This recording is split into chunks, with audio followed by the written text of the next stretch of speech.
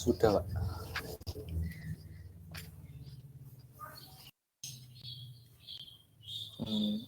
Untuk memulai pembelajaran pada kali ini, marilah berdoa bersama-sama. Berdoa mulai.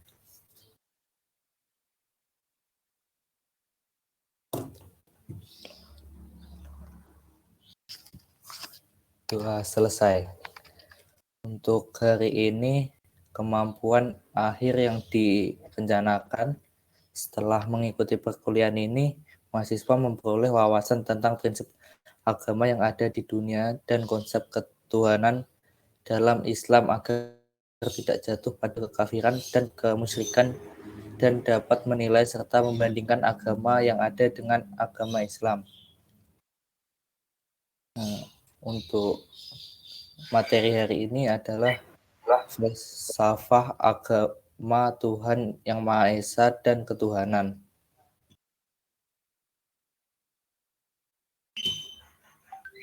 Belum terdengar suaranya.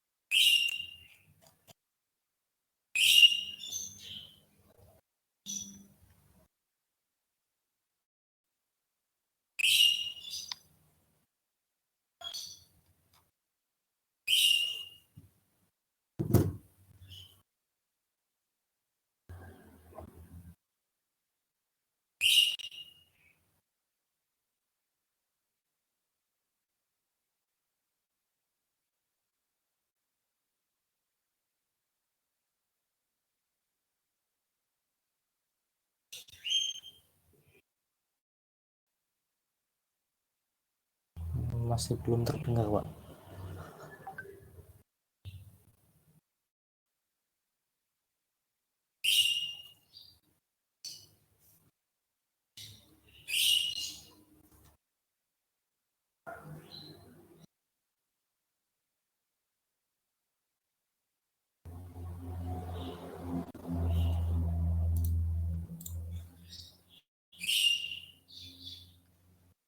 Masih belum terdengar, Pak, ini.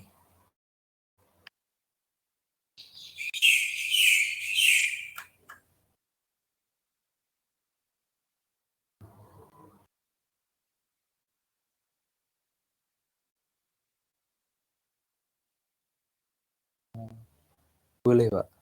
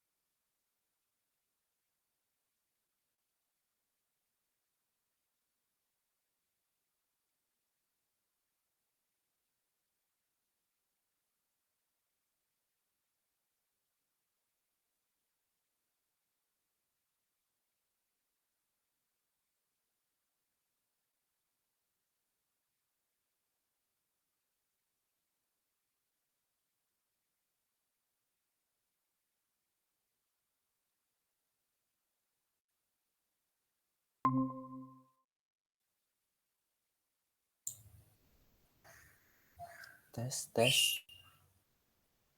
Masih belum terdengar, Pak, suaranya. Tetap belum terdengar.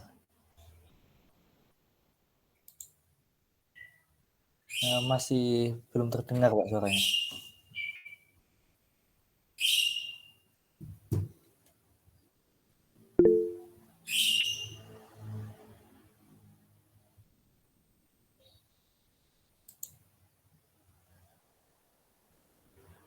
Tetap tidak terdengar, Pak.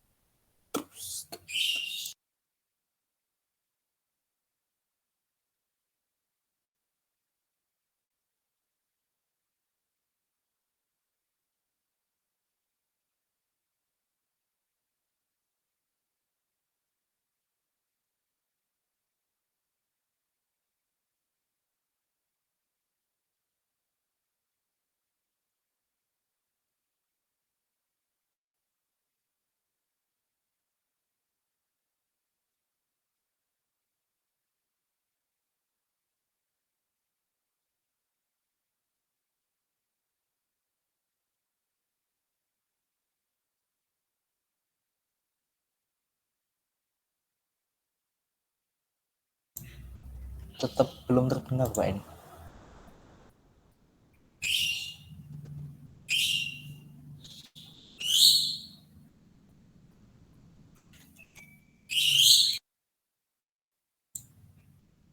Tetap, Pak. Mungkin input mic-nya atau gimana, Pak?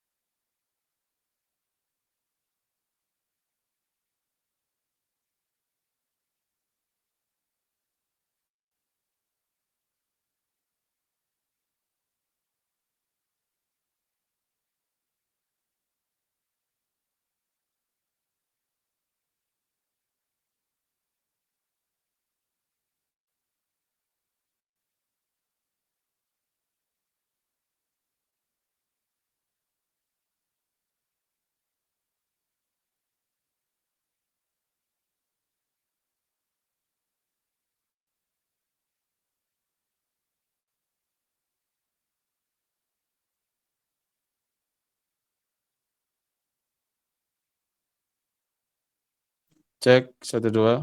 Bisa, Pak? Sudah, Pak. Sudah ada, Pak. Alhamdulillah. Oh iya, Pak. Baik, Mas, sudah dibacakan tadi? Masih sampai Pak, ini judul materi ini.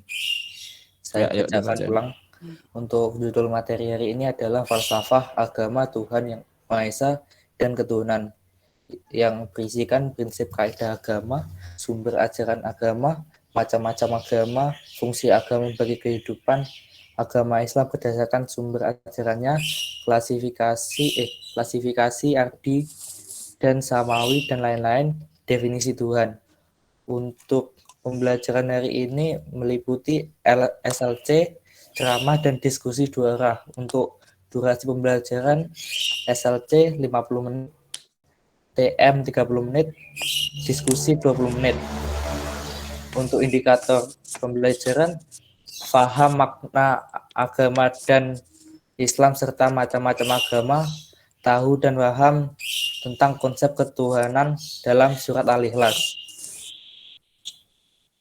Baik, terima kasih, Mas. Iya, Pak. Silakan dipersilakan waktunya untuk saya ambil. Untuk materi hari ini falsafah agama Tuhan dan Tuhan yang Maha Esa dan ketuhanan. Untuk Pak Imamul Arifin, waktu dan tempat dipersilakan. Baik, terima kasih Mas Bintang. Absen berapa Mas Bintang? 18 ya Mas. 18, Pak. Yang kemarin siapa yang jadi moderator kemarin? Muhammad Fahri Ali, Pak, kemarin. Oh iya, baik. Oh iya, PJ kemarin ya, Fahri Ali Iya, ya. Pak. Baik, terima kasih. Mari kita Sebentar, Pak. sama-sama belajar Sebentar. tentang falsafah agama, Tuhan yang Maha Esa dan ketuhanan. Di mana harapannya setelah kita belajar ini lebih yakin bahwasanya saya ini berislam ini adalah atas kemauan saya, bukan karena keturunan. Ya, mohon PJ nanti takutnya nggak terlacak ya absensinya karena salah satu kelemahan menggunakan conference lain ini kita harus juga mendokumentasikan perkuliahan kita ya. Tolong nanti PJ untuk men-screenshot sebagai bukti pembelajaran bahwasanya kita melaksanakan perkuliahan pada minggu kedua ini. Baik, Bapak Jemaah sekalian, falsafah agama adalah bagaimana kita memikirkan dan merenungkan apa yang kita yakini sebagai agama kita, yaitu Islam. Dan di antara instrumen terpenting dalam sebuah agama adalah adanya Tuhan yang Maha Esa, khususnya Allah Subhanahu wa Ta'ala sebagai Rabbul Alamin. Next, lanjut Mas. Baik, falsafah agama silakan kita awali dari definisi agama secara umum. Moderator dibaca dengan enak, dengan nyaman bacaannya. Ya, Untuk tolong Mas Bintang. untuk membaca Arabnya, Pak. Tadi saya mau dibantu sama Mas Afif, katanya dia bersedia, Pak. Untuk Mas Afif Nggak usah, nggak dipersilakan. apa-apa, nanti saya baca. Yang dalam arti luas ini, Pak. Agama adalah peraturan yang mengatur hidup dan kehidupan manusia guna mencapai kesempurnaan hidupnya menuju kebahagiaan di dunia dan kehidupan setelahnya. Ya. Yu'arifuddin ala annahu ta'ah wal inqiyad wa ta'sis manhajul hayah ala mathalin ulya yaltazmu bihal insan. Bahwasannya secara umum, secara luas, agama itu ya aturan ya, yang mengatur hidup manusia, di mana seseorang kalau dia mengaku beragama A, beragama B, ya dia harus ikut. Sedangkan kalau ada orang yang mengaku beragama I, beragama Islam misalkan, ya kemudian dia tidak melakukan aturan-aturan yang di dalamnya, berarti itu oknum, gitu ya. Dan boleh Anda menilai sebuah agama itu dari oknum. Ya. Itu definisi agama secara umum, ya. Di mana agama ini menjadi pengatur yang menuntun, ya. Dan kita yang beragama harus tunduk dan taat. Nah, begitulah normanya begitu. Next, sekarang kita lebih khususnya ke agama Islam. Karena kita adalah seorang Muslim. Tetapi kenapa kita bahas juga secara umum agar kita tidak mudah tergelincir terhadap pemahaman bahwasannya setiap agama itu sama, setiap agama itu benar. Karena agama itu kalau kita yakini semuanya benar, maka sah-sah saja kita berpindah-pindah agama. Tahun depan pindah agama, tahun depan pindah agama lagi lah, biar enak, ya, biar nyantai. Besok lagi sibuk, wes cari agama yang ibadah seminggu sekali, gitu ya. Gak bisa begitu, teman-teman. Ya, silakan dibaca agama Islam itu seperti apa, Mas? Agama Islam adalah berserah diri kepada perintah Allah dengan mengesahkannya, mengikuti perintah tersebut dengan penuh ketaatan, tidak syirik, serta mengikuti ajaran Rasulullah Shallallahu Alaihi Wasallam. Ketundukan dan ittiba tersebut dijadikannya sebagai akidah, syariah, dan pedoman hidup secara menyeluruh, Pak. Ya, jadi teman-teman moderator semuanya nanti harus belajar membaca teks itu dengan lugas, dengan intonasi yang bagus, dan langsung bisa difahami seakan-akan Anda itu menerangkan atau menjelaskan. Kayak membaca berita gitulah, ya. Panjang pendeknya, titik komanya khususnya, ya. Baik. Wa amma fiddin al-islami, adapun dalam agama Islam, agama itu adalah fayakni ad-din, agama itu adalah al-istislam li amrillah, berserah diri kepada semua perintah Allah dalam melaksanakan apa? Bitauhid, dengan bertauhid kepadanya, mengesahkan dia, wal inqiyad lahu bitta'ah, juga tunduk terhadap perintah-perintahnya dengan penuh ketaatan, wal khulus minasyirk, dan kita berlepas diri dari kesyirikan, ya. Wattiba amri Rasulillah sallallahu alaihi wasallam, juga berittiba kepada perintah dan ajaran Rasulullah Muhammad sallallahu alaihi wasallam. Wa akhadha hadzal istislam, dan sebagai muslim mengambil sebuah kepasrahan diri ini, wal ittiba, dan mengikuti ajaran Nabi ini sebagai apa? Aqidatan, sebagai keyakinan yang kuat, yaitu akidah. Wa syari'atan, dan sebagai apa? Syariat pengatur hidup. Wa manhaj hayah, dan sebagai pedoman hidupnya, syamilan, secara menyeluruh. Jadi kalau Anda mau muslim, beragama Islam, ya ayo, jangan menyembah kecuali kepada Allah.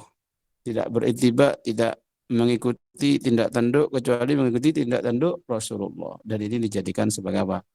Aqidatan wa syari'atan wa minhaj haya syamilan. Next. Kembali kepada prinsip kaidah agama secara umum, dan nanti kita masukkan secara khusus. Jadi kalau saya katakan agama, jangan langsung ke Islam, ya, karena kita ini akan memperbandingkan agama-agama yang ada khususnya di Indonesia dengan agama yang kita anut, yaitu Islam. Saya tidak ingin Anda berislam itu hanya nunut, karena jumlah orang Indonesia yang muslim dulu waktu saya masih SD itu 99%, sekarang sudah berapa persen, teman-teman? Mungkin 80%-an, gitu ya. Next, Mas, dibaca, Mas. Sekarang, Mas, prinsip kaidah agama. Prinsip kaidah agama. Yang pertama, apa yang disembah dan penyembah. Yang kedua, peraturan yang ada yang disembah dan penyembah. Yang kedua, ada peraturan yang mengikat dalam menyembah atau sumber ajaran. Yang ketiga, ada keterkaitan dan ikatan antara penyembah dan yang disembah. Ya, jadi nanti moderator untuk ke depan semuanya harap sudah mempelajari dan baca-baca dulu PPT yang akan kita bahas bersama. Gak apa-apa misalkan baca ini sambil lalu ditambah dari kata-kata Anda untuk memahamkan, gak apa-apa, itu bagus. Ya, biar nggak terasa kaku gitu ya. Ini latihan, teman-teman, latihan seperti ini perlu dilatih, ya. Jam terbang agar nanti kita nyaman. Baik, terima kasih. Jadi prinsip kaidah agama ini di sini yang disebut agama, ya ada yang disembah, ada juga menyembah. Karena kalau dia mau dikatakan beragama namun dia ternyata seorang ateis, tidak menyembah kepada Tuhan, ya nggak bisa dong. Tidak ada agama ateis. Ya. Kalau kepercayaan-kepercayaan sekarang ini kan lagi banyak, ya. Ya, kemudian ada aturan dan ada juga keterkaitan. Next. Lanjut, Mas.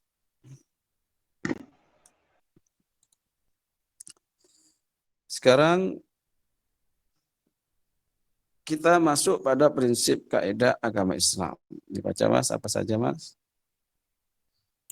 Prinsip yang pertama, prinsip tauhid. Yang kedua, prinsip ketaatan. Yang ketiga, prinsip moral. Yang keempat, prinsip kontinuitas.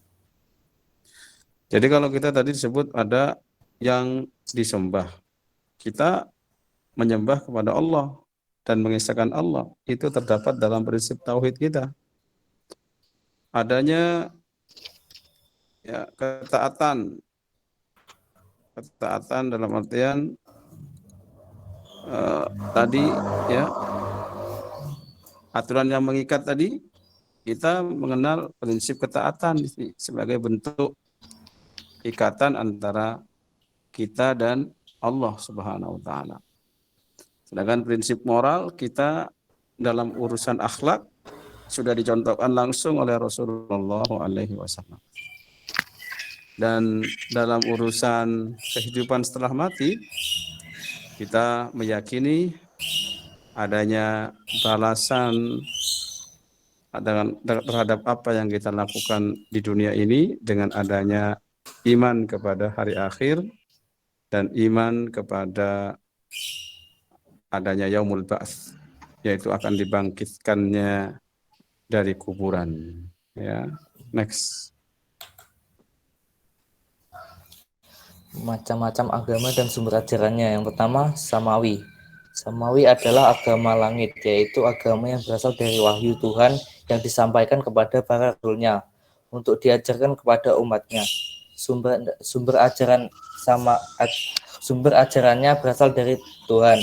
Yang kedua, sumber ajaran artinya agama bumi, yaitu agama yang berkembang berdasarkan budaya daerah ataupun pemikiran seseorang. Sumber ajarannya berasal dari pendiri atau pemuka agama. Ya, ini agar kita paham bahwasannya agama sendiri yang ada di dunia ini tidak lepas dari klasifikasi ini. Ada yang diklasifikasikan samawi, ardi, dan alhamdulillah sampai detik ini yang masih murni sebagai agama samawi adalah Islam. Karena dalam ilmu perbandingan agama ada juga yang mengatakan bahwasannya Nasrani dan Yahudi itu adalah agama samawi. Namun karena adanya hal-hal perubahan-perubahan dalam kitab sucinya, mungkin ada revisi-revisi dalam ilmu kristologi, ada yang diganti-ganti, maka sekarang sudah diragukan apakah mereka tetap samawi, gitu ya. Sedangkan yang jelas-jelas ardi, ada agama Hindu contohnya yang diambil dari adat-adat Hindustan, ada agamanya Maradona atau Sai Baba yang dia sendiri menjadi Tuhan dan menuliskan ya, ajarannya itu dan seterusnya. Dan kita bersyukur kita adalah agama samawi dalam artian kalau kita beragama ardi ya ngapain juga. Wong dia juga yang bikin kok. Berarti saya sebagai manusia juga bisa bikin. Tapi Rasul Muhammad SAW adalah Rasulullah, utusan Allah menyampaikan apa yang perlu disampaikan dan bukanlah dia yang mengarang. Ma yantiqu 'anil hawa in huwa illa wahyu yuha, karena yang diucapkan dan disampaikannya adalah bersumber dari wahyu bukan dari nafsu. Next. Selanjutnya fungsi agama bagi kehidupan. Yang pertama sebagai pedoman hidup manusia dalam kehidupan sehari-hari, baik secara individu maupun kelompok. Yang kedua sebagai sumber aturan tata cara hubungan manusia dengan Tuhannya dan juga sesama manusia. Yang ketiga menentukan suatu tuntunan mengenai prinsip yang salah dan yang benar. Yang keempat memberi suatu identitas pada umat manusia karena telah menjadi bagian dari sebuah agama. Ya. Jadi itu secara umum begitu agama itu ya. Tinggal nanti sesuai atau tidak. Kalau Islam insya Allah sangat-sangat sesuai, bahkan melebihi dari apa yang harusnya mereka tentukan. Ya. Kita punya pedoman sehari-hari dalam secara individu, sholat, individu, kelompok kita jamaah. Ada yang bahkan disunahkan berjamaah, ada yang disunahkan sholat sendirian. Dalam urusan hubungan manusia dengan Tuhannya itu tadi. Kalau dalam urusan kehidupan sehari-hari ya ada silaturahim, ada birrul walidain, ada juga husnul jiran. Ya, ada hal-hal yang sifatnya prinsip, ini halal, ini haram, semuanya ada detail dalam Islam itu. Ya. Sehingga kalau agama itu aturannya bagus, insya Allah melahirkan orang-orang yang bagus. Tapi jika memang orangnya yang nggak mau bagus, itu adalah oknum-oknum dari agama. Ya, hati-hati. Yang repot, orangnya udah bagus, tapi dia menganut ajaran yang salah, sehingga dia tidak bagus. Contohnya apa? Kalau ada agama mengajarkan ya untuk tidak menikah misalkan. Nah, gimana? Kalau manusia nggak menikah tidak berkembang biak, bisa punah. Ya. Atau adanya pengkastaan dan lain sebagainya. Next. Lalu, apa fungsi agama Islam menurut manusia? Apa misi utama Al-Quran diturunkan sebagai petunjuk dan pedoman hidup manusia? Ya, next. Next, Ma'rifatul Taulidah 13 Tujuannya adalah ma'rifatullah.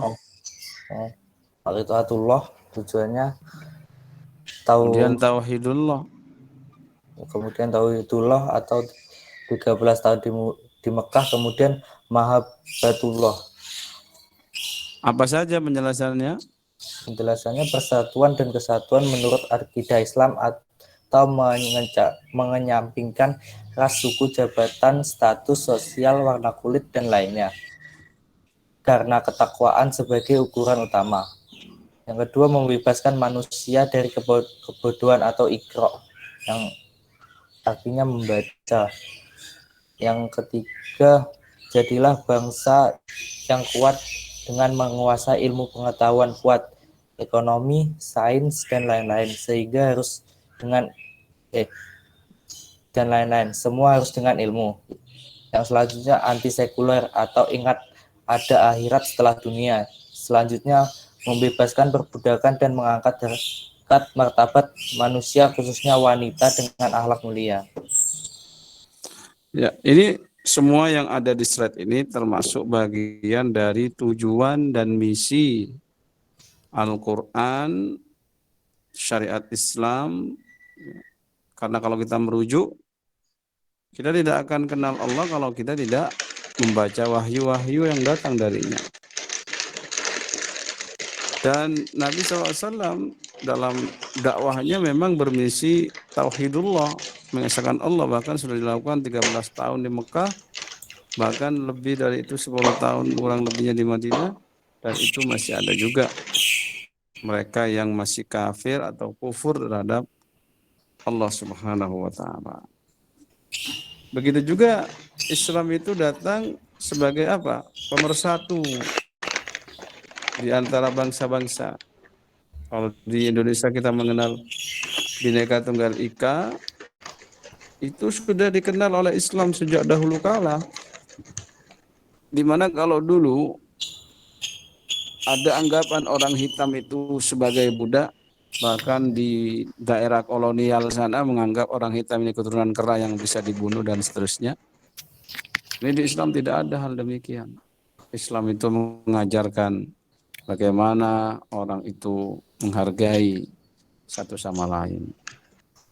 Maka Anda bersyukur agama Islam itu tidak sama dengan agama-agama yang mengenal kasta. Kita hanya diukur dengan ketakwaannya saja. Dan sistem nilainya pun kita ini dijadikan orang-orang yang mau membaca.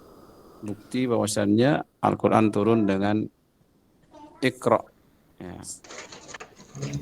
Kemudian juga kita harus beda dengan orang-orang yang tidak mau mencampurkan agama dengan kehidupannya, yang disebut dengan sekuler itu.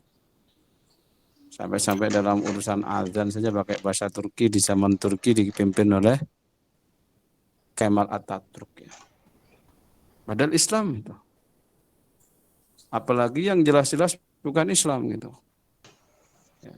Yang membedakan antara sudra Kemudian juga ya, membedakan antara satria dan brahmana. Belum lagi yang aturan-aturan perbudakan. Islam datang itu justru membebaskan perbudakan. Syariat Islam itu bahkan memuliakan, tidak pandang warna kulitnya hitam atau putih.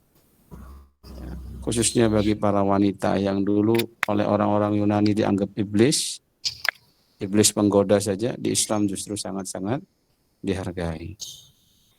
Yang di masa jahiliyah itu dulu seorang wanita tidak dapat warisan, dipinggirkan, ya. Tapi ketika Islam datang, dia itu sangat dihargai. Maka jangan tertipu.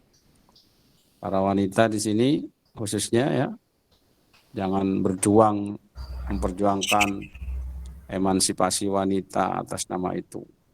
Akhirnya Anda yang dulunya sampai saat ini sudah dimuliakan kembali menjadi hina. Memperjuangkan kesetaraan gender. Yang dulunya wanita ini dihargai, duduk manis di rumah, sekarang pengen semuanya sama dengan laki-laki. Kalau laki-laki main bola, dia juga pengen main bola. Laki-laki angkat besi, dia juga gimana nih? Ya, baik itu ya. Baik Mas, itu fungsi-fungsi itu harus Anda temukan. Yang jelas, jangan sampai Anda berislam itu karena hanya nunut. Ente Muslim, kenapa Muslim? Ya gimana lagi Pak, bapak saya Islam Pak. Ya. Dan jangan sampai Anda berislam itu nggak paham tentang nilai-nilai keislaman. Tidak paham tentang falsafah agama Islam Anda. Sehingga mudah berpindah agama sesuai dengan kebutuhan dan seleranya. Kalau dulu umat Islam 99%, Indonesia sekarang sudah 80%. Seharusnya kan meningkat. Berarti masih banyak yang belum paham. Ya. Karena merasa berat melaksanakan 5 waktu dia keluar, tidak rasional, mending. Nah, jadi ini sumbernya dari mana? Karena tidak meyakini, tidak memahami sumber ajaran Islamnya, lalu falsafah ajaran Islamnya. Ya. Apalagi yang mereka sudah teracuni dengan kata-kata semua agama itu benar. Semua itu mengajarkan kebaikan. Justru Islam itu yang dia itu banyak melanggar norma-norma kemanusiaan. Akhirnya diambil contoh yang disebut dengan Islamologi itu ya. Bahaya itu. Islamologi itu gimana? Ingin menjelekkan Islam dengan mengambil oknum-oknum Muslim. Apalagi dicontohkan di Indonesia yang mayoritas Islam. Tuh lihat tuh, yang ada di penjara tuh rata-rata orang Islam tuh. Ya. Lihat itu yang di perempatan yang ngamen-ngamen rata-rata Islam. Tuh gak bisa begitu. Kita menilai agama itu dari ajarannya. Kalau mau nilai dari personnya maka kepada Rasulullah Muhammad SAW. Karena kalau kita masuk ke negara-negara yang mayoritas agamanya Kristen misalkan, lalu banyak pelanggaran-pelanggaran di sana, ya, misalkan banyak pencuri di sana, yang ditahanan adalah orang Kristen, masa kita akan mengatakan Kristen itu nggak benar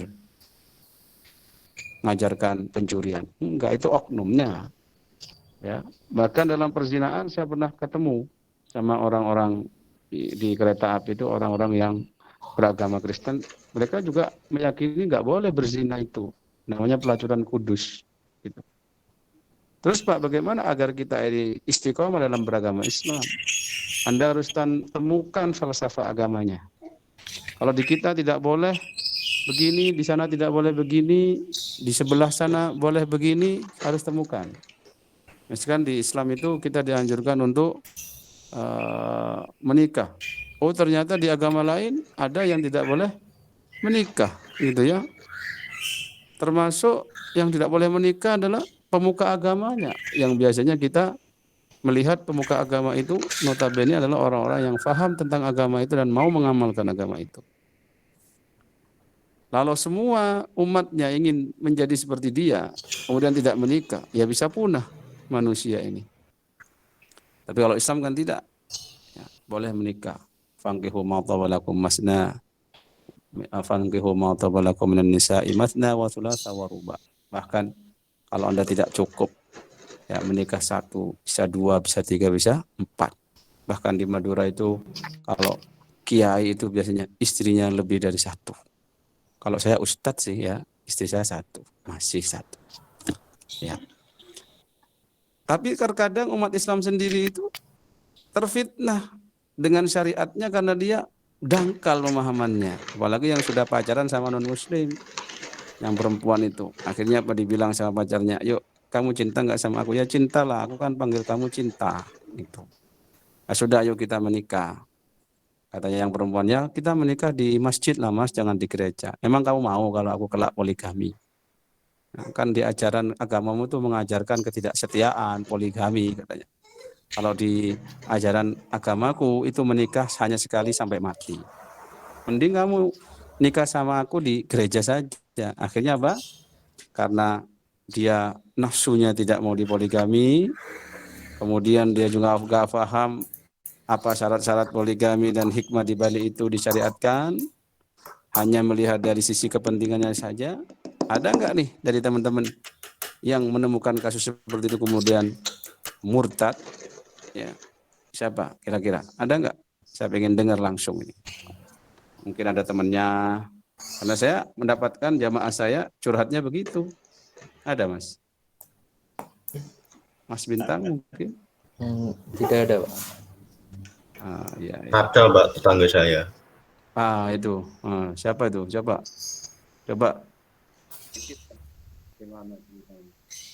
Gimana Pak? Nggak kedengaran? Ya, jadi gimana ceritanya kok bisa ada itu tadi? Biasanya kayak apa? Ya, yang perempuannya terlalu cinta sama laki-lakinya ya akhirnya ikut. Murtad ya? Iya, dulunya Islam terus lakinya kan orang Bali, orang Hindu.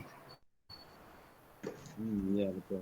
Tapi habis itu sama ibunya, ibu sama bapaknya yang si perempuan itu nggak direstui gitu loh Pak istilahnya. Habis itu ibunya itu bilang, kon gak istilahnya Jawanya ya Pak ya, kon gak bakal gue anak. Sampai sekarang pun beneran nggak dikaruniai anak sampai tua. Dan dia menikah dengan agama Hindu itu ya? Iya Pak, ya jadi Hindu juga Pak yang perempuan. Alhamdulillah ya, semoga mari perkuat lagi agama kita ini sehingga kamu paham filsafat agamanya ya. Iya, Pak. Semua khususnya yang perempuan ya, yang perempuan juga ya. Pelajari kalau Anda misalkan ada sesuatu yang membuat Anda ganjel di hati tentang syariat Islam, konsultasikan pada yang lebih tahu. Konsultasikan kalau dalam ranah kampus bisa ke dosen agamanya masing-masing. Ya, jangan sampai Anda menilai sesuatu dengan ilmu Anda yang dangkal. Ya, akhirnya dengan nafsu juga. Ya, kita harus berbahagia, bersyukur punya syariat Islam ini. Baik, kita akan masuk pada ranah instrumen terpenting dalam sebuah agama yaitu Tuhan. Di mana Tuhan ini yang juga membuat banyaknya orang-orang di luar Islam pindah kepada Islam. Nah, kalau dari sisi ajaran tadi kan jelas. Kalau Anda suruh milih, Anda orang cerdas, Anda mau pilih agama yang langsung dari Tuhan atau bikin oleh sesama manusia. Kalau Anda orang cerdas, kalau sesama manusia saya juga bisa bikin juga lah. Itulah. Nah, maka di sini next, Tuhan ini perlu kita pahami baik konsepnya, baik apa yang disebut dengan Tuhan itu. Silakan dibaca Mas moderator. Tuhan adalah sesuatu yang disembah, sesuatu yang diagungkan, sesuatu yang dicintai, sesuatu yang ditakuti, sesuatu yang diharapkan, dan sesuatu yang memberi ketenangan. Ya. Jadi Khotul Iman, Pak di sana juga bertuhan dan dia merasa tenang dengan Tuhannya. Pak, dia juga merasa damai, Pak, karena dia akan diselamatkan oleh Tuhannya nanti. Betapa banyak dosanya selama dia meyakini dia sebagai penolong, dia akan dia akhirnya merasa damai gitu ya. Ikhwatal iman, setiap kita bahkan agama lain mengklaim memiliki Tuhan. Namun disinilah pentingnya kita menguji apakah Tuhan yang disembah itu adalah Tuhan palsu atau Tuhan yang memang benar-benar Tuhan. Dan bertuhan itu kalau dalam Pancasila itu kan ketuhanan yang Maha Esa. Itu juga didebatkan. Ini kok di Pancasila Tuhan dijadikan benda, gitu ya. Ketuhanan. Ya. Makanya di situ di definisinya saya berikan sesuatu. Tetapi ke dalam kacamata Islam sesuatu ini adalah zat, bukan sesuatu seperti versinya mereka. Ya. Makanya karena bertuhan itu adalah kebutuhan esensial sampai kalau dalam ilmu arkeologi itu setiap melihat bangunan atau bekas-bekas desa itu pasti ada tempat ibadah. Makanya sampai-sampai di sana di zaman dahulu ada teori yang disebut dengan teori evolusionisme. Silakan dimana Mas? Tuhan dalam teori evolusionisme. Yang pertama dinamisme, setiap benda punya kekuatan. Yang kedua animisme, roh punya kekuatan dan pengaruh. Yang ketiga politeisme, roh yang unggul atau dua dewa. Yang keempat henoteisme atau dewa sebagai Tuhan tingkat nasional. Yang kelima monoteisme atau Tuhan semua bangsa atau internasional.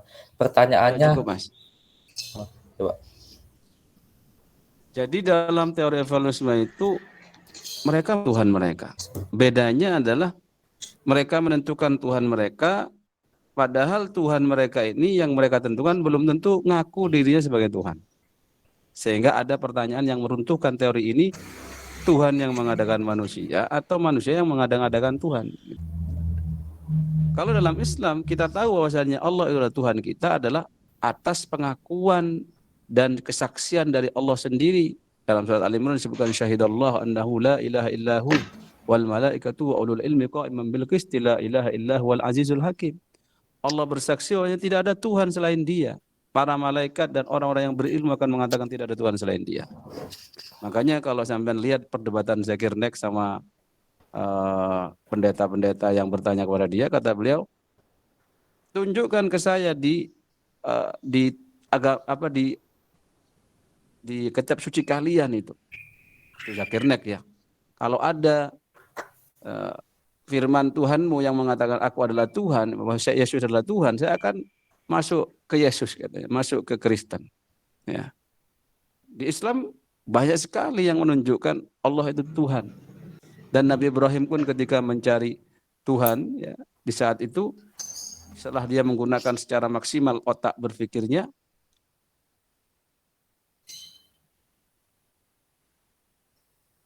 mengatakan saya nggak mungkin bertuhan kepada yang namanya bintang, matahari, bulan, dan lain. Tak mungkin benda yang bisa dihancurkan nggak bisa balas, gitu ya. Akhirnya dia dapat wahyu. Nah, gitu kan teman-teman. Jadi orang dulu itu juga ada proses mencari Tuhan. Dari dinamisme, ada benda-benda yang diagungkan. Tadi kan diagungkan. Mereka mengagungkan, menuhankan itu. Animisme, roh-roh yang diagungkan. Lalu roh-roh yang dianggap unggul yang disebut dengan dewa-dewa itu. Bahkan di Yunani kuno itu ada setiap bangsa punya Tuhan dengan nama-namanya, Zeus, apa itu, macam-macam. Bahkan setiap bangsa itu menyepakat Tuhan di atas Tuhannya itu. Nah, itu semua mereka yang tentukan. Yang nyembah sapi ya, dia menentukan bahwasanya itu Tuhannya, dan sapi nggak pernah ngomong kalau dia Tuhannya. Justru Fir'aun ngomong kalau saya Tuhan, tapi juga nggak layak setelah diuji bahwasanya dia nggak bisa jadi Tuhan. Buktinya mati kok. Buktinya Namrud kalah sama makhluk Allah yang lemah. Ada yang mengatakan nyamuk, ada yang mengatakan lalat. Gitu. Baik. Next, biar cepat karena waktunya langsung saya jelaskan. Anda yang baca ya, baca dalam hati teman-teman karena ini mepet waktunya. Tadi sempat error soalnya ya. Maka Al-Quran memberikan kabar. Dan ini sekaligus meruntuhkan semua teori-teori yang mereka tentukan sendiri dari sisi evolusionisme itu. Afara'aita man ittakhadha ilahahu hawa. Ini sindiran bagi orang-orang ateis yang menjadikan hawa nafsunya sebagai Tuhan. Maka jangan berdebat dengan orang ateis kalau dia itu masih mengatakan tidak ada Tuhan, tidak ada Tuhan.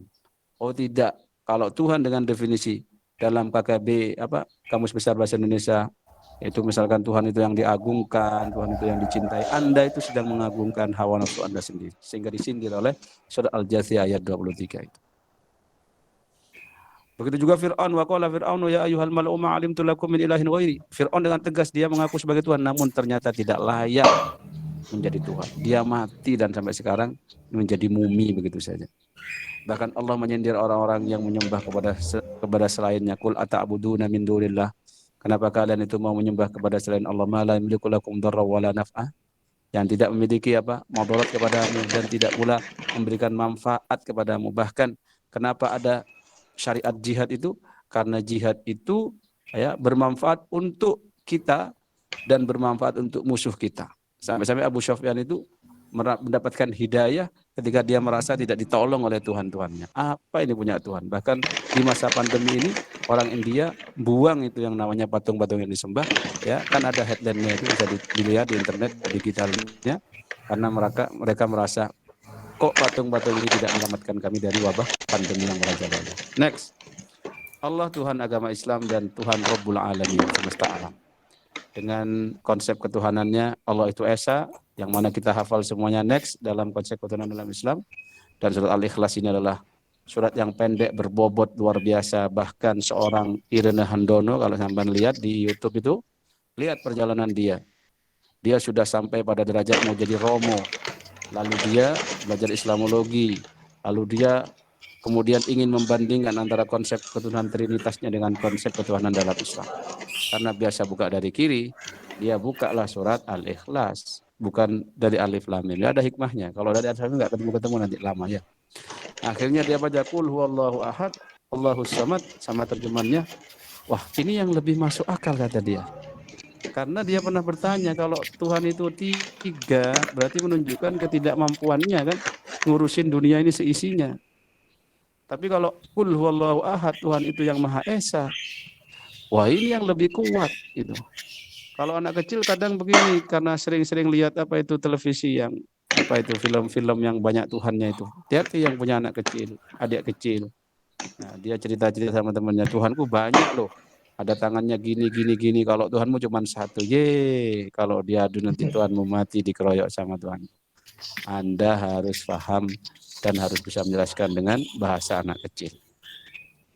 Allahus samad, lam yalid wa lam yulad. Ini perbandingan. Semua Tuhan-Tuhan yang ada di sekitar kita di agama lain itu ternyata beranak dan beranak. Ada dewa ini putra dari dewi ini. Nah, sedangkan kalau beranak dan beranak ada kekuatan yang lebih dari itu. Walam yakul lahu kufuwan ahad, dan tidak bisa diserupakan dengan apapun. Kita tidak bisa menyerupakan Tuhan itu sampai-sampai di agama lain ada artisnya. Ya, di kita jangankan Tuhan Allah. Nabi Muhammad saja nggak bisa ada artisnya. Castingnya nggak bisa gitu. Laisa kamitslihi syai'un wa huwas samiul basir. Dia adalah Allah yang Maha mendengar dan melihat. Tidak ada satu pun yang serupa dengan Dia. Bahkan ketika Anda membayangkan Allah, maka bayangan Anda pasti salah. Ya, maksudnya gimana Pak? Yang sholat lalu bayangin Allah. Allah, entah dengan lafadznya Anda bayangin apa, bayangin itu salah. Ya, sama dengan ketika saya coba Mas Bintang, kalau saya tanya, Mas Bintang, kulitnya Jet Li itu putih apa hitam, Mas? Ya, putih. Tahu Jet Li nggak, Mas? Tahu Pak. Putih ya. Putih, Nek Jet Li tahu ya. Nah, kalau Hang Mincu, Mas, Hang Mincu putih apa hitam, Mas? Kulitnya, Mas? Nggak tahu Pak itu. Hang Mincu nggak tahu. Kenapa nggak tahu? Nggak pernah lihat ya? Dia nggak pernah lihat Pak. Iya, saya pun nggak tahu, Mas. Karena itu karangan saya namanya, Hang Mincu itu. Iya. Ya, sama dengan itu. Anda tidak pernah melihat Allah, teman-teman. Anda akan melihat Allah ketika nanti di surga, ketika Allah berikan izin, Dan itu kenikmatan yang luar biasa. Maka jangan bayangkan Allah dengan suatu apapun. Jangan seperti agama lain yang membayangkan dengan bentuk patung, bentuk ini dan itu ya. Nah, hilangkan itu, hilangkan. Dan hanya Islamlah ya Tuhan yang tidak, Tuhannya itu nggak bisa terlihat oleh mata. Nabi Musa pun tidak bisa melihatnya di dunia, tidak bisa. Tapi nanti di akhirat, insya Allah. Karena kalau kita ini bisa melihat di dunia, Kak Sia itu yang dari lahir sudah buta, ya nggak adil nanti. Ya, sudahlah. Saat ini kita sama-sama tidak melihat, walaupun kita memiliki mata. Next, yang terakhir adalah mari kita renungkan bersama. Kalau agama, kalau Tuhan itu 1, 2, atau 3, berarti menunjukkan ketidakkuasaannya. Kalaupun dia berkuasa, sama-sama berkuasa, akan bentrok satu dengan yang lain, akan hancur dunia ini.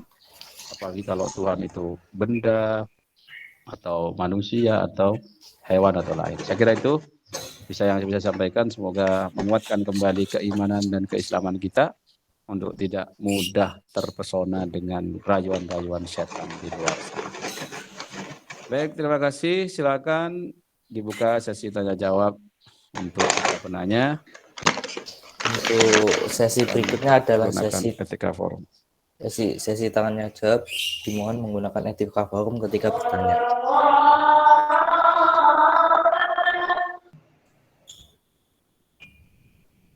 Atau bisa ditanyakan lewat kolom chat. Nanti saya bacakan. Usahakan kita utamakan yang langsung ya. Kita break nunggu azan di sini. Yuk.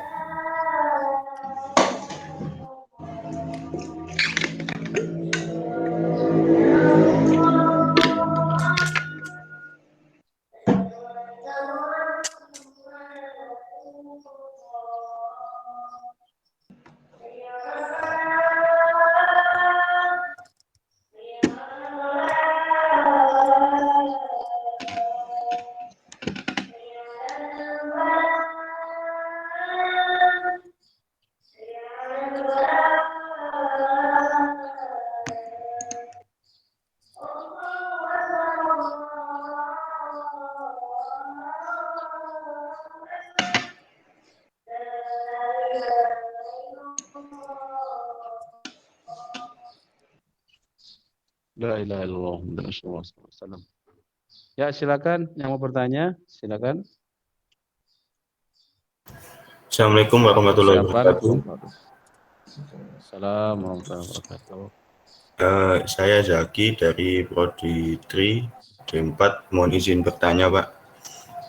Absen. Absen NRP 09. Ya.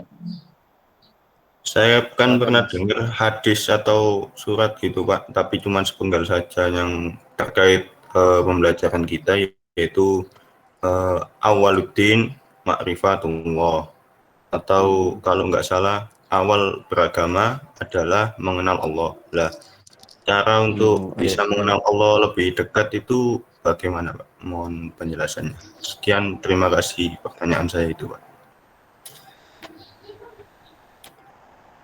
Baik. Terima kasih Mas Zaki. Tadi kita di slide itu pernah tujuan Islam datang dengan Al-Quran ya. Bisa itu ada ma'rifatullah. Mengenal Allah. Mengenal Allah itu dari sifat-sifat agungnya. Mengenal Allah itu dari kebesaran ciptaan. Di mana Allah dalam Al-Quran menunjukkan inna fi khalqis samawati wal ardi wa ikhtilafil laili wan nahar la ayatin liulil albab. Dalam surat Al-Imran akhir itu ya. Jadi orang ulul albab itu akan mengenal Allah dengan merenungkan kebesarannya dari ciptaan-ciptaannya. Karena sudah ada tim informasi bahwasanya yang menciptakan itu adalah Allah. Dan Allah yang menciptakan semua ini, kita akan melihat, betapa dahsyat ciptaannya saja ya, apalagi yang menciptakan, gitu loh. Belum lagi galaksi, belum lagi ini dan itu, ya. Jadi mengenal Allah itu macam-macam. Dari sifat-sifat baiknya, asmaul husna, juga dari bentuk-bentuk ciptaannya, yaitu alam semesta termasuk kita, sehingga ada yang mengatakan man arafa nafsa arafa rabbah, orang yang mengenali dirinya sendiri, bagaimana proses penciptaannya, bagaimana sistemnya, maka dia akan mengenal siapa Tuhannya. Dan belum ada sampai saat ini ya yang mengaku dia menciptakan lalat, dia menciptakan nyamuk. Dan Allah berfirman, innallaha la yastahi ayyadriba masalan ma ba'udatan fama fawqaha. Allah tidak malu menciptakan seekor nyamuk atau bahkan lebih kecil dari seekor nyamuk. Begitu Mas Zaki secara singkatnya.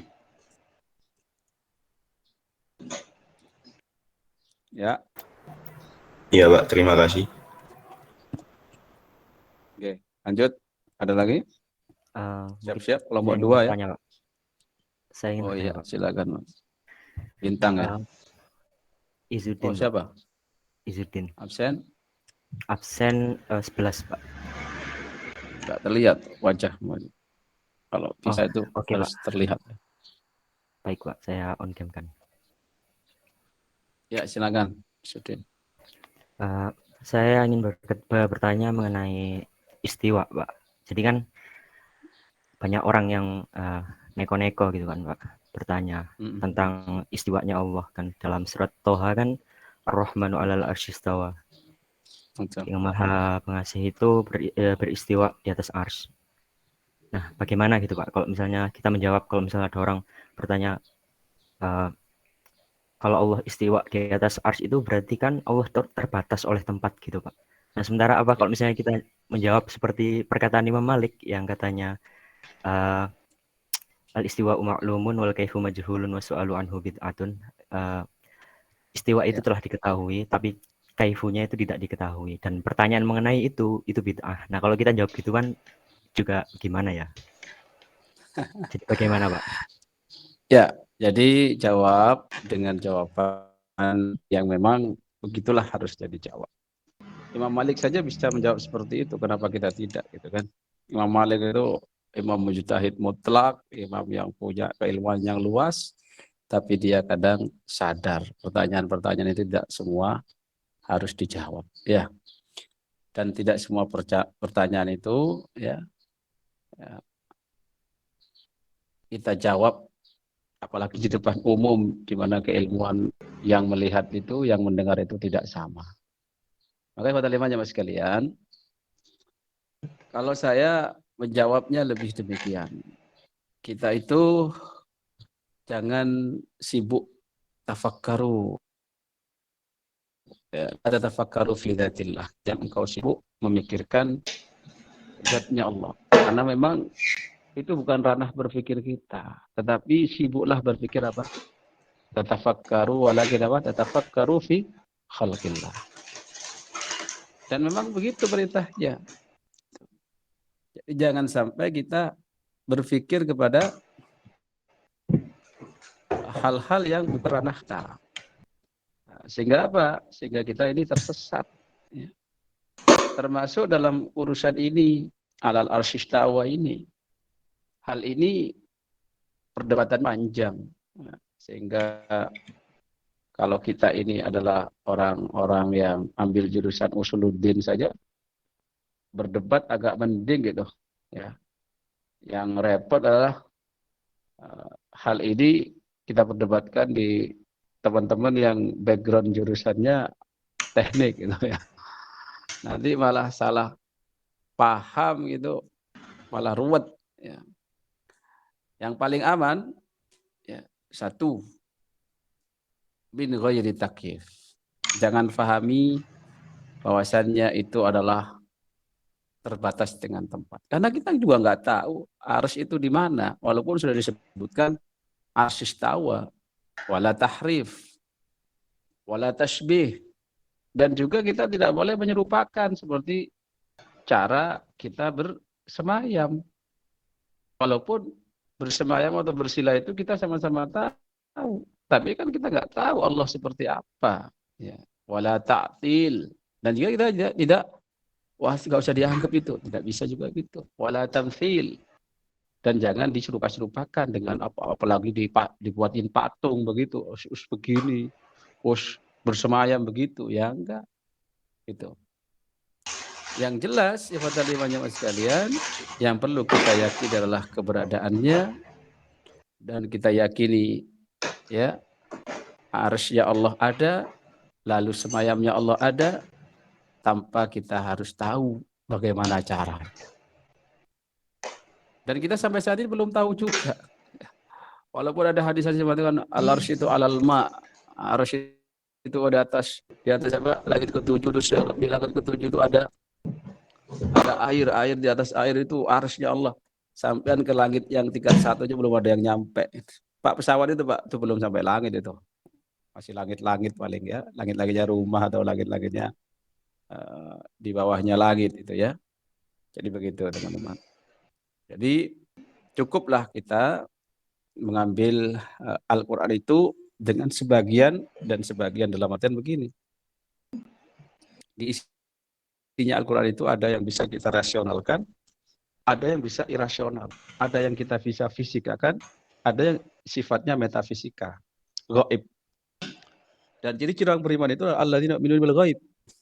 Ya, yang mereka beriman terhadap hal yang gaib, termasuk Allah sendiri itu adalah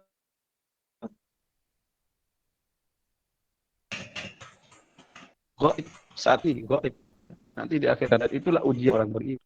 Makanya Fir'aun itu menjadi seperti itu karena alira matik, semua yang ada harus dia bisa rasakan dengan apa? Dengan baca inderanya.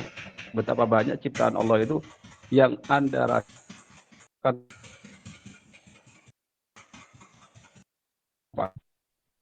Bahkan Anda pun tidak pernah Anda lihat, kan begitu ya? Ada Pak. Yang kita lihat namun tidak bisa dilihat. Tuh banyak juga. Bintang itu hanya cahayanya, tapi Anda tidak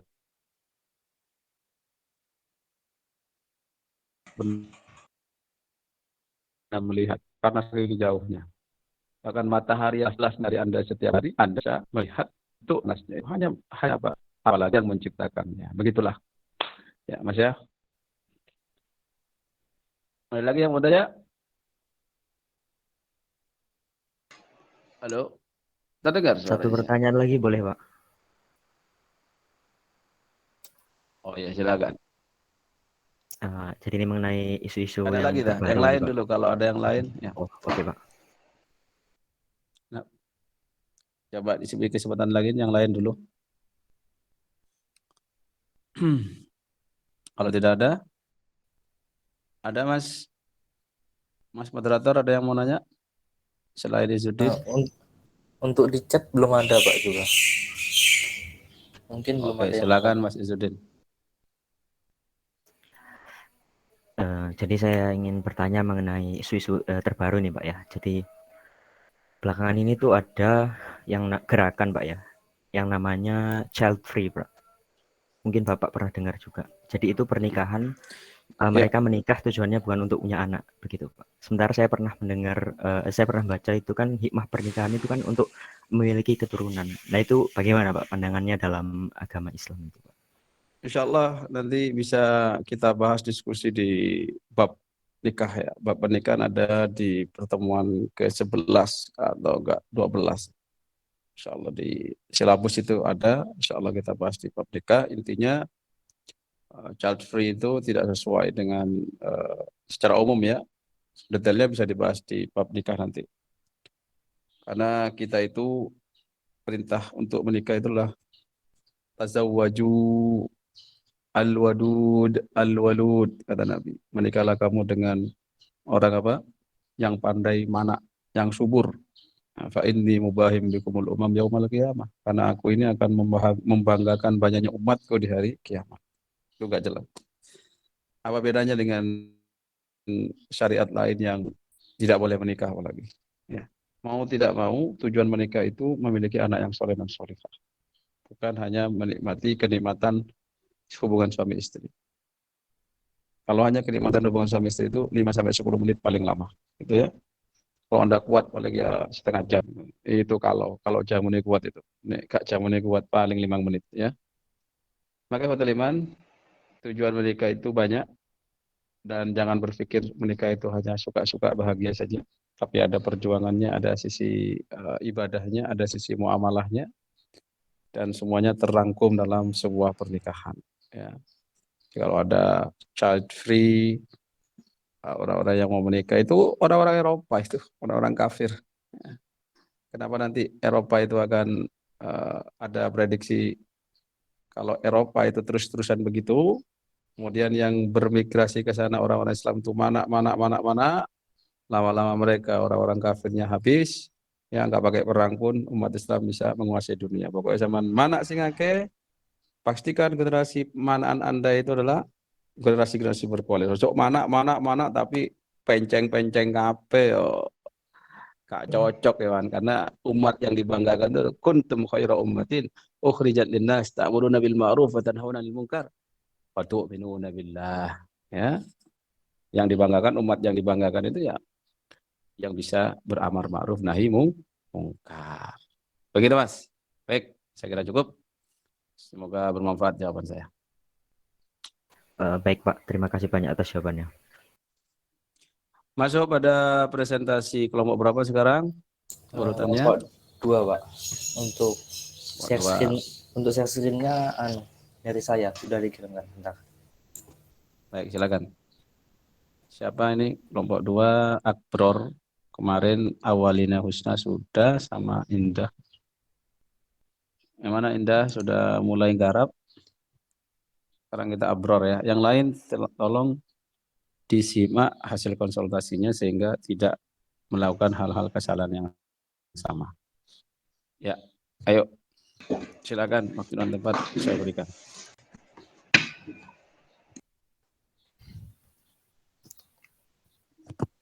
Baik,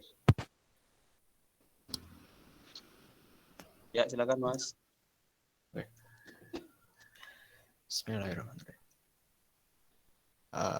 Kami dari kelompok 2 akan mempresentasikan hasil proposal dari diskusi kami.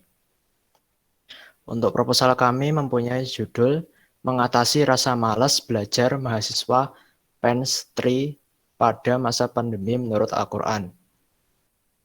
Lalu untuk anggota kelompok kami adalah Abrar Ikrama Putra dengan NRP terakhir 4, lalu saya Muhammad Fahri Ali dengan NRP terakhir 6, lalu yang terakhir Raffi Reza Dewantara dengan NRP terakhir 14. Untuk latar belakang dari proposal kita kali ini yaitu pada tanggal 11 Maret 2020 dilaporkan terdapat kasus COVID-19 di beberapa negara. Oleh karena itu, WHO mendeklarasikan bahwa COVID-19 ini dapat dikategorikan sebagai pandemi. Atas dasar tersebut, pemerintah Indonesia mengeluarkan beberapa peraturan yang diantaranya adanya pembatasan kegiatan yang meliputi peliburan sekolah dan tempat kerja. Oke, untuk selanjutnya dilanjutkan oleh Abrar. Ya, yang kedua, pembelajaran daring secara yang berlangsung lama bisa membuat mahasiswa jenuh karena tidak bisa bersenda-gurau secara langsung dengan teman mereka. Selain itu, mahasiswa pun menjadi semakin malas untuk belajar karena mereka merasa tidak diawasi dosen selama pembelajaran. Alhasil, mereka belajar bukan karena niat Allah, tetapi karena takut dengan dosen maupun pembimbing. Adapun rumusan masalah dari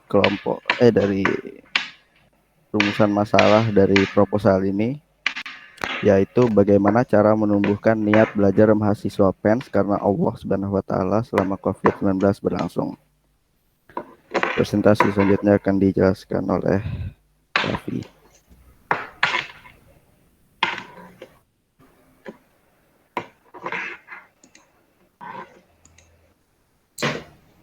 Mungkin Raffi mic-nya masih mati.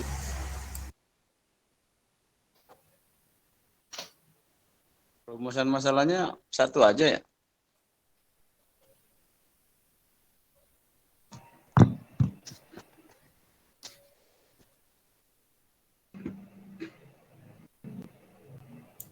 Untuk Raffi kayaknya belum ada suara.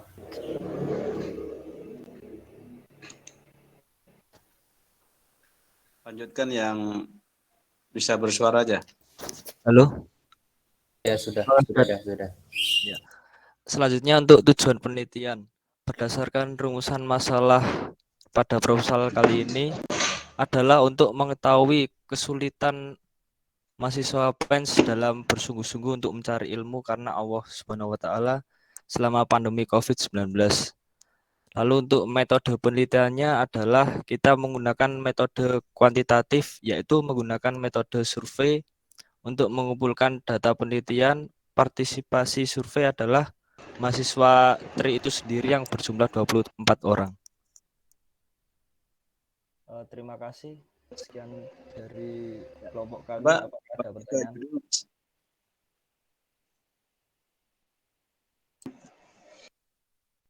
Ya, daftar pustaka itu, teman-teman, ini semua ya, perhatikan. Daftar pustaka itu kalau karya ilmiah yang layak jurnal biasanya dia minta minimal kurang lebihnya 20 referensi. Baik yang sifatnya buku-buku induk atau jurnal-jurnal. Mungkin ada penelitian yang serupa atau yang mirip, ya, bisa kita jadikan satu referensi. Ya. Jangan hanya website. Jadi biasanya kalau referensinya hanya kayak gini ditolak, teman-teman. Langsung decline submission, gitu ya. Dianggap kurang ilmiah atau bahkan dianggap copy paste. Bahkan dari jurnal-jurnal yang kita tuju ini, teman-teman, ada mesin plagiarismenya. Mereka tidak akan mau menerima jurnal kita ketika lebih dari 20% atau 30% itu terdeteksi copy paste. Inilah pentingnya kita berkreasi sendiri, walaupun 7 halaman, 8 halaman, ya, walaupun mungkin bahasanya masih belepotan, tidak apa-apa, tapi karya sendiri sesuai dengan apa? Josh, motonya PENS, jujur, orisinil, semangat, dan santun. Coba ke judul, Mas. Atas. Baca lagi judulnya pelan-pelan 3 kali. Ayo. Baca, Mas. Mengatasi rasa malas belajar mahasiswa PENS TRI pada masa pandemi menurut Al-Quran. Mengatasi rasa malas belajar mahasiswa PENS TRI pada masa pandemi menurut Al-Quran.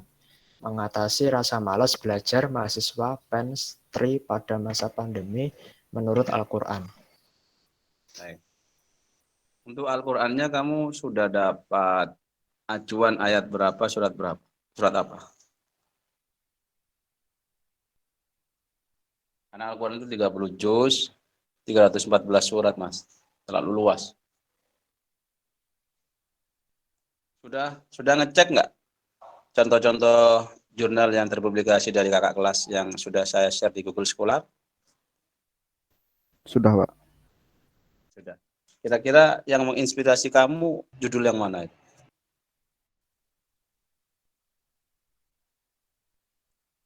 Kira-kira. Ada salah satunya yang saya lihat itu yang salah jurusan itu, kalau nggak salah, Pak. Jurusan ya. Ya. Salah pilih jurusan itu kan dia fokus kemana itu konsepnya, coba. Kan langsung spesifik gitu. Spesifik dengan ayat apa, konsep apa gitu.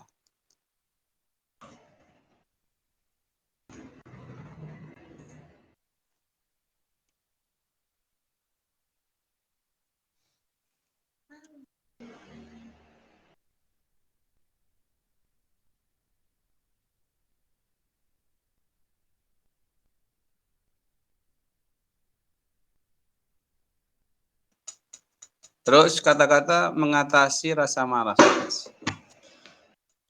Jadi sampean, saya kasih tahu ya, misalkan judulnya itu dengan fokus begini, Mas ya. Kenapa kita harus punya hipotesa dan kemungkinan? Kira-kira sampean punya nggak kemungkinan malesnya anak-anak TRI itu dari mana? kalau belajar? Penyebabnya apa? Sarana prasarana atau apa? Kalau menurut saya Pak, mungkin karena eh, pembelajaran online ya, jadi misalnya off cam ada yang merasa kayak tidak terawasi gitu Pak. Jadi eh, ya kurang lebih seperti itu Pak. Baik. Kalau dugaan hipotesisnya ke sana, saran saya langsung saja. Jadi isi itu judul itu teman-teman bisa menggambarkan isi. Orang bisa tebak gitu. Bisa, berarti ini pakai metode ini, pakai kerangka teorinya ini. Jadi pakai langsung aja ihsan. Kira-kira solusinya mikirnya apa sampean? Harus on cam gitu.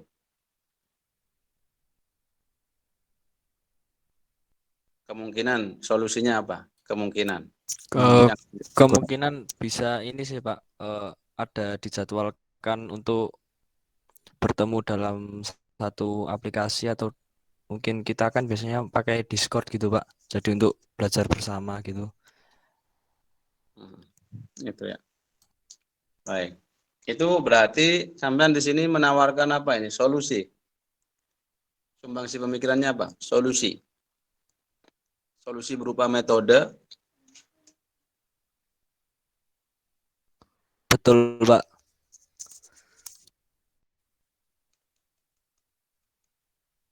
Baik. Baik. Ya, kalau bahasanya begini. Kan masa malas belajar Mas Ben ini kan umum Mas.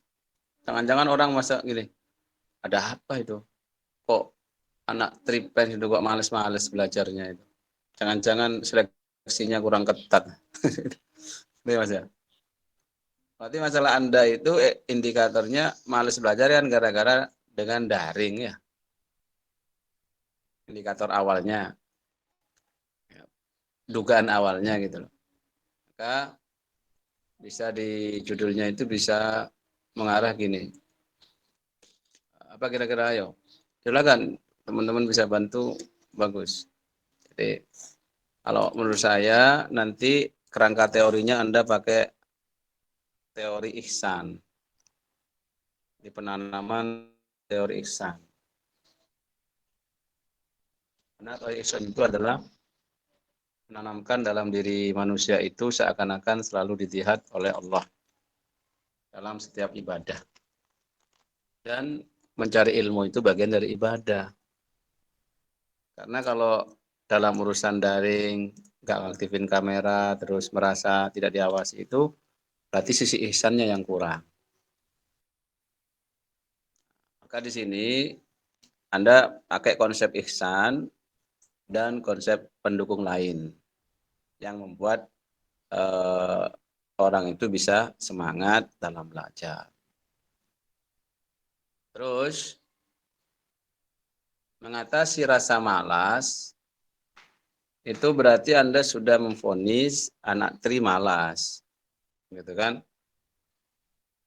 Harus ada data berarti. Padahal kan belum sempat melakukan apa itu pendataan ya. Belum kan? Halo. Masih belum Pak. Belum Pak. Betul.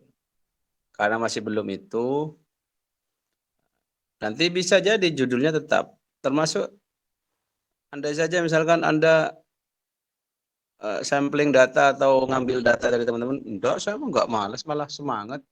Belajar daring enak di rumah mah. Kumpul sama keluarga, kan ada aja begitu.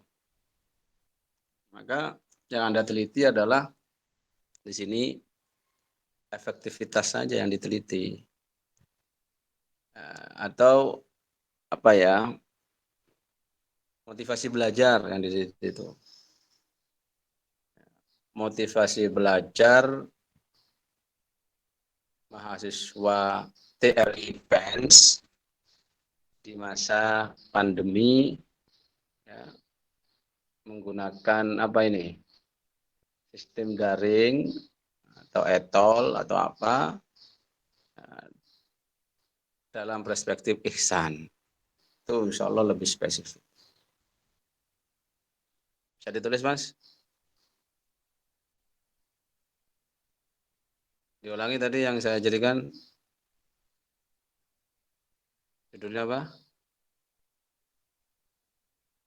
Halo. Halo. Diulangi tadi, Mas. Motivasi belajar mahasiswa TRI PENS. Ya. Terus? Baru sampai situ Pak, tadi agak cepet ngomongnya. Motivasi belajar mahasiswa TRI PENS Ya. dalam apa?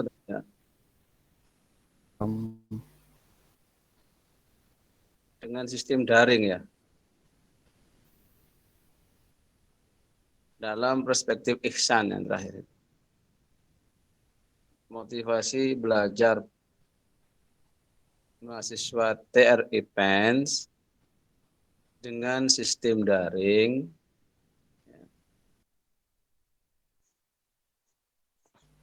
dalam perspektif ihsan.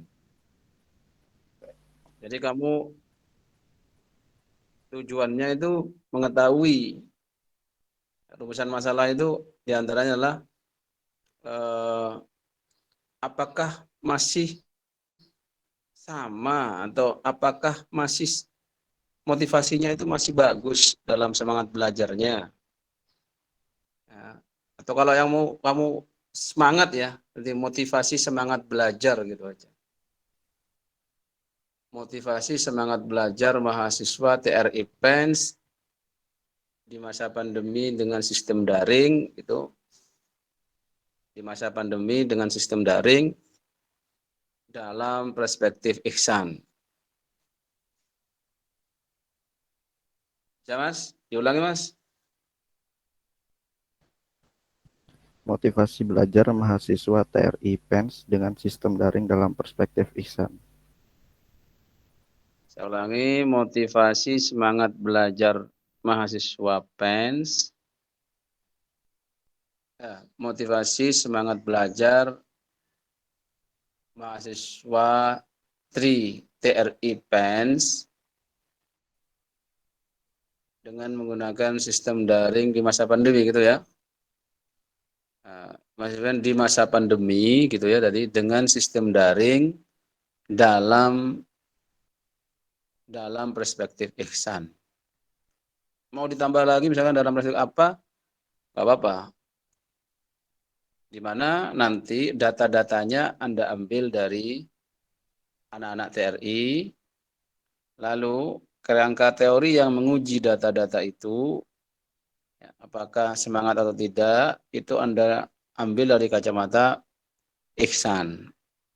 Berarti kesimpulan di antara arah kesimpulan hipotesisnya adalah bisa jadi dia itu tidak semangat belajar atau semangat belajar itu pengaruh ihsan dalam dirinya. Terus ya. Sedangkan teori ihsan itu sendiri diantaranya adalah definisi ihsan itu apa, ihsan dalam belajar itu seperti apa. Kalau ihsan dalam ibadah itu anta budallah ka annaka tarah fa illam takun tarah fa innahu yarah. Ditulis ini. Yaitu beribadah kepada Allah seakan-akan engkau melihatnya.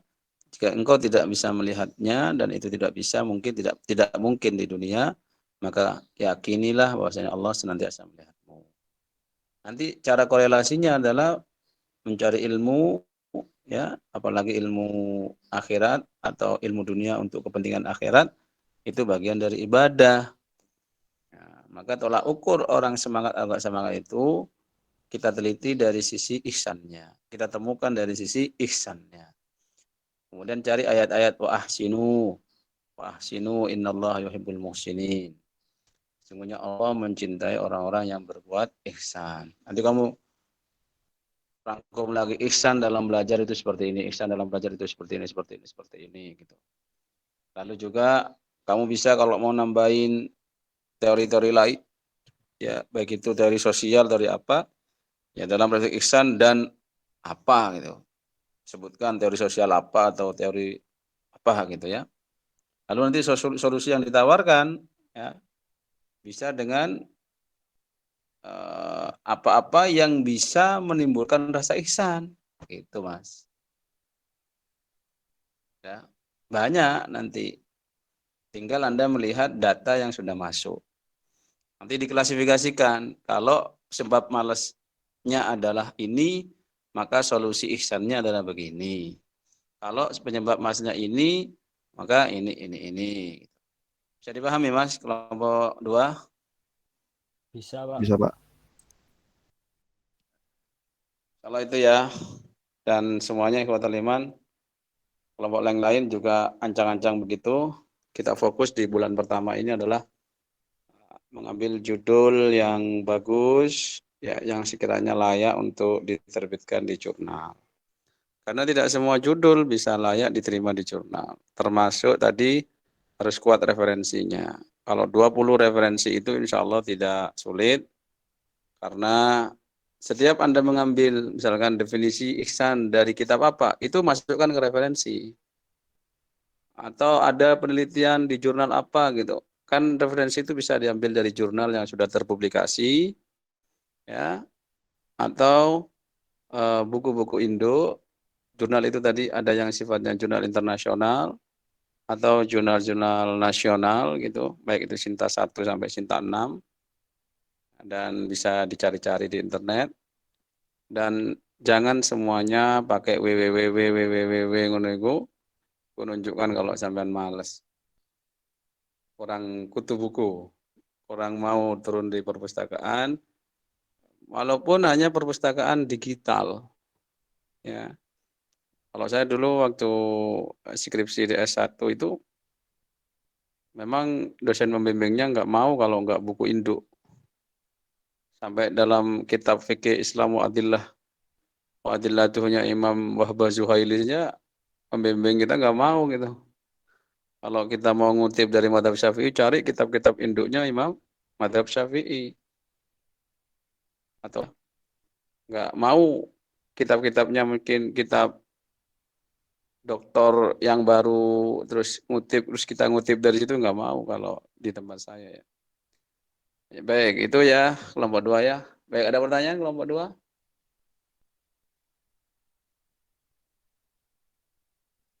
Halo, kelompok 2 ada pertanyaan? Belum, Pak. Belum. Tidak ada, Pak. Tidak ada.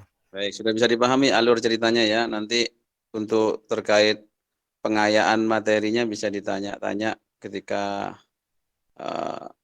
pasti teman-teman nanti contohnya ya minggu depan itu bahas masalah ihsan insya Allah. Nah, itu bisa ditanya di masa-masa pembelajaran. Kita fokuskan bimbingan itu di masa-masa pembelajaran. Maka dari setiap akhir nanti saya akan beri kesempatan. Baik, terima kasih kelompok 2 atas presentasi judulnya. Silakan dibenahi lagi tadi dengan judul motivasi semangat belajar.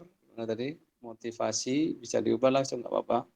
Nanti perumusan masalah ditambah, kerangka teorinya ditambah.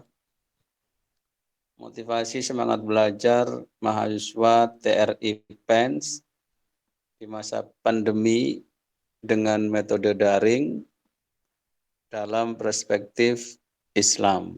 Nanti kamu teliti. Kan pasti ada itu orang neliti tentang plus minusnya daring. Itu bisa jadiin referensi. Ya kan? Sudah. Kalau bisa langsung tuh diganti kayak kita bimbingan gitu.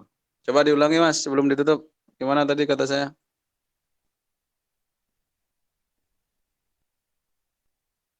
Halo?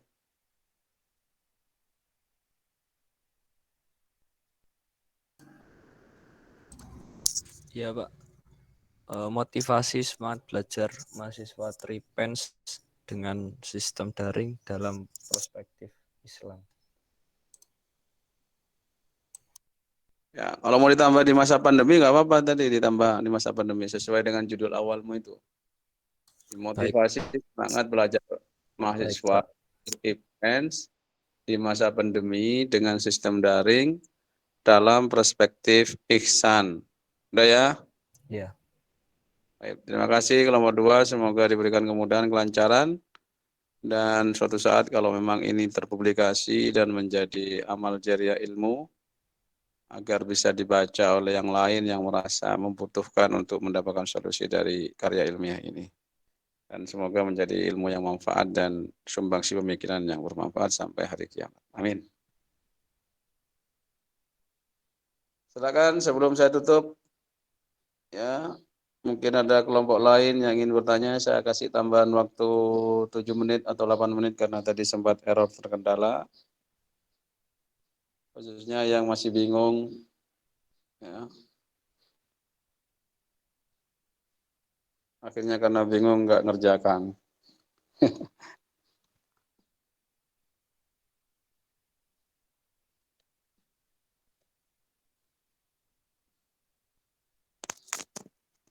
Halo. Sudah, nggak ada pertanyaan. Mungkin tidak ada. Jadi teman-teman, masalah konsultasi, masalah karya ilmiah itu maksimalkan di kelas ya, karena waktu kita terbatas dan saya juga waktu saya terbatas, karena saya tidak pegang kelas itu dikit-dikit ya. Ini pegang kelas di PENS ini lumayan teman-teman ya. Ya, biasanya kalau aturan pemerintah yang pasti itu sebenarnya dosen itu tidak boleh ngajar melebihi 6 kelas ya. Tapi karena memang kondisi di PENS ini overload gitu ya. Saya walaupun sudah dibantu dengan dosen LB saat ini masih saya megang 10 kelas ini. Kalau enggak 9 kelas gitu ya. Dan itu alhamdulillah sudah saya sangat syukuri dibandingkan ketika saya masih sendiri tidak ada dosen LB seperti semester kemarin itu saya pegang 17 kelas dalam seminggu itu rasanya luar biasa ya. Gitu. Jadi usahakan bimbingan itu kita fokus di pembelajaran KBM seperti ini, maksimalkan tanya jawab dan seterusnya. Walaupun dalam hal-hal ini kan sudah saya berikan waktu, misalkan waktu tambahan karena kita molor 5 menit, 7 menit ya, dan yang lain, yang teman-teman yang lain ketika temannya konsultasi judul itu langsung diserap keilmuannya ya, diserap. Jangan hanya fokus pada penelitiannya sendiri, diserap dan dipraktekkan. Karena kita cukup belajar dari kesalahan teman kita, itu bagi orang-orang beriman udah cukup ya, agar kita itu tidak terjatuh pada kesalahan yang sama. Sudah, nggak ada pertanyaan lagi?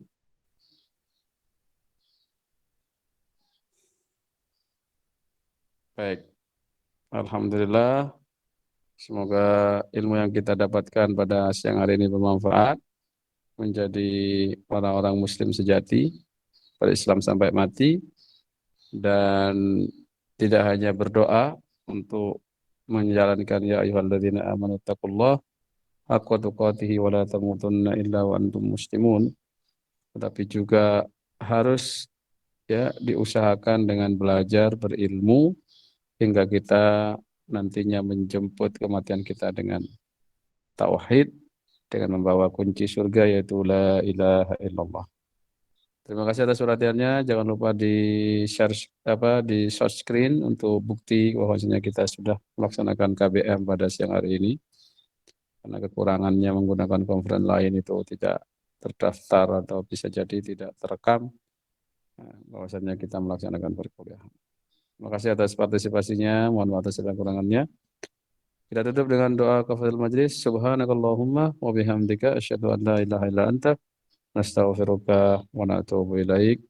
Wassalamualaikum warahmatullahi wabarakatuh. Waalaikumsalam warahmatullahi wabarakatuh. Waalaikumsalam warahmatullahi wabarakatuh. Saya off ya.